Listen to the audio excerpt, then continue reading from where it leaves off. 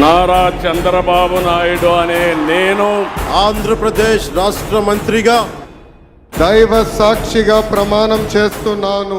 Super 6 యువతకి 5 సంవత్సరాల్లో 20 లక్షల ఉద్యోగాలు వచ్చే వరకు నిరుద్యోగ యువకులకి ప్రతి నెల 3,000 రూపాయలు నిరుద్యోగ వృత్తి కూడా అందజేయబోతున్నాం.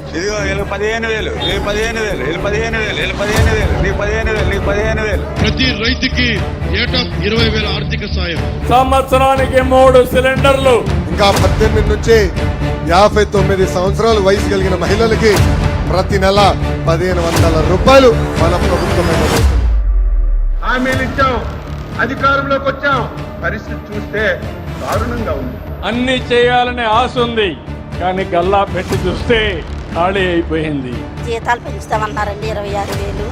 కనీస వేతనం ఇవ్వాలి కదండి, గౌరీ వేతనం ఎందుకు? కనీసం ఉచిత ఇసుక విధానం మీద అదొక శాపంగా మారింది అధ్యక్ష. టీవీలో చూపుతారు అంత మాటికే ఇక్కడ లేదు. ఈ రోజు గోవులు చనిపోతుంటే దాన్ని పట్టించుకున్న నాదుడు లేడు ప్రభుత్వం. మా వల్ల అయితే కాదు, ఆయన ఎట్టోడు వచ్చాడు అన్న సంగతి తెలిసినట్టయితే అసలు మేము వేసేవాళ్ళం కూడా కాదు. ఈ చంద్రబాబు నాయుడు లోకేష్ చేస్తున్న పనుల వల్ల ఈ రాష్ట్ర ఇమేజ్ దెబ్బతినటం వల్ల ఈరోజు దావోస్లో పారిశ్రామికవేత్తలు ఒక్కటంటే ఒక్క రూపాయి కూడా మనకి ఎంఓఈ చేయకపోవడం చాలా బాధాకరం. ఆంధ్రప్రదేశ్లో ఉన్నటువంటి నిరుద్యోగ యువత కొన్ని లక్షల కోట్ల మంది మీ జాబ్ క్యాలెండర్ కోసం ఎదురు చూసి చూసి చూసి చూసి కళ్ళు కాయలు కాసిపోయి ఏం చేయాలో అర్థం కాక భూతద్దాలు పెట్టుకొని సొమ్మసిల్లిపోయి శ్వాస వచ్చి పడిపోయేటువంటి స్టేజ్లో ఉన్నారు. మీ యొక్క జాబ్ క్యాలెండర్ ఏమైందో తెలియజేయండి అయ్యా. ఈరోజు కేవలం తెలుగుదేశం పార్టీకి ఓటు వేయలేదని ఆస్తులు ధ్వంసం చేస్తా ఉన్నారు, మనుషులను కొడతా ఉన్నారు, కొట్టి మరి కేసులు పెడతా ఉన్నారు. ఇంతటి అన్యాయంగా రాష్ట్రాన్ని రావణ కాష్టం చేస్తా ఉన్నారు. దేవుడా రక్షించు నా రాష్ట్రాన్ని పచ్చ మూకల నుంచి, పచ్చ రౌడీల నుంచి. నిజంగానే సార్, మీరు కూడా వెళ్ళి ఒకసారి చూడండి, ఒకసారి ఏం పాపం చేశాడు నాకు ఎందుకు కొట్టారు? రాజశేఖర రెడ్డి గారి విగ్రహాలను కొడతా ఉన్నారు, పగలు కొడతా ఉన్నారు.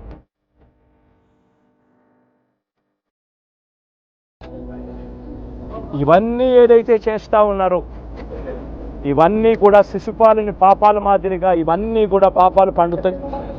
ప్రజాస్వామ్యంలో ఏదైనా కూడా ప్రజలకు మంచి చేసి ప్రజల గుండెల్లో స్థానం సంపాదించుకుని ప్రజల దగ్గరికి వెళ్ళి ఫలాని మంచి చేశాం కాబట్టి మాకు ఓటు వేయండి అని అడిగే పరిస్థితులు ఉండాలి తప్పనిచ్చి ఈ మాదిరిగా దౌర్జన్యాలు చేసి, ఈ మాదిరిగా అన్యాయమైన కేసులు బిగించి, ఈ మాదిరిగా ఆస్తులు ధ్వంసం చేసి, ఈ మాదిరిగా ఫియర్ సైకోసిస్ క్రియేట్ చేస్తూ రాజకీయాలు చేస్తే మాత్రం అది ఏ రోజు కూడా నిలబడే రాజకీయం కాదు.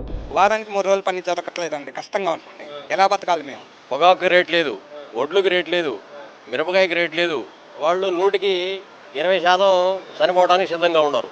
ఈ మధ్య కాలం ఈ 10 నెలల కాలం జేఎస్డబ్ల్యూ అనే సంస్థ జిందాల్ జేఎస్డబ్ల్యూ అనే సంస్థ ఆవిడ తగిలిస్తే వాళ్ళు మహారాష్ట్రలో 3 లక్షల కోట్ల రూపాయలతో వచ్చి వాళ్ళు ఎంబెడ్ చేసుకున్నారు అధ్యక్ష. ఈ 10 నెలల కాలంలో 3 లక్షల కోట్లతో.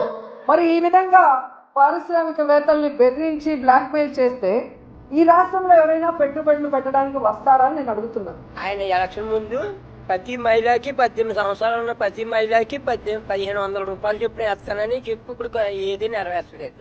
అమ్మ ఒడి కూడా ఇప్పుడు వరకు అసలు దాన్ని ఊసేయలేదు. ఉచిత బస్సు అన్నారు ఆడోళ్ళకి.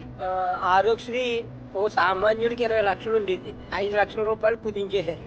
గత ప్రభుత్వంలో మాకు కరెంటు బిల్లు 600, 700 వచ్చేదండి. ఈ ప్రభుత్వంలో మాకు 1000 రూపాయలు, 1200 వస్తుందండి. బాగా పెంచారండి. కాబట్టి చూడండి మీరే ఒకసారి యూనిట్కి ఎలా పెంచారో. ఎంత ఘోరంగా వస్తున్నాయంటే అంత ఘోరంగా వస్తున్నాయి కరెంటు బిల్లులు కట్టమంటారా, ఇల్లు అమ్ముకొని పోమంటారా? వాడింది తక్కువ, వచ్చే కరెంటు బిల్లు ఎక్కువ. ఏ సంపద సృష్టిస్తానంటే ఈ విధంగా పేదవాడి మీద, సామాన్యుడి మీద భారం నడ్డి ఇచ్చే భారం వేసి ఇదండి సంపద సృష్టించడం. మీరు మరి ఈ రకంగా ఇంత దారుణంగా పరిపాలన ఉంటుందని చెప్పి కల్లో కూడా అదే జగన్ పరిపాలనలో ఉంటే ఈ రోడ్ల మీద ఏ రోజు రాలేదు.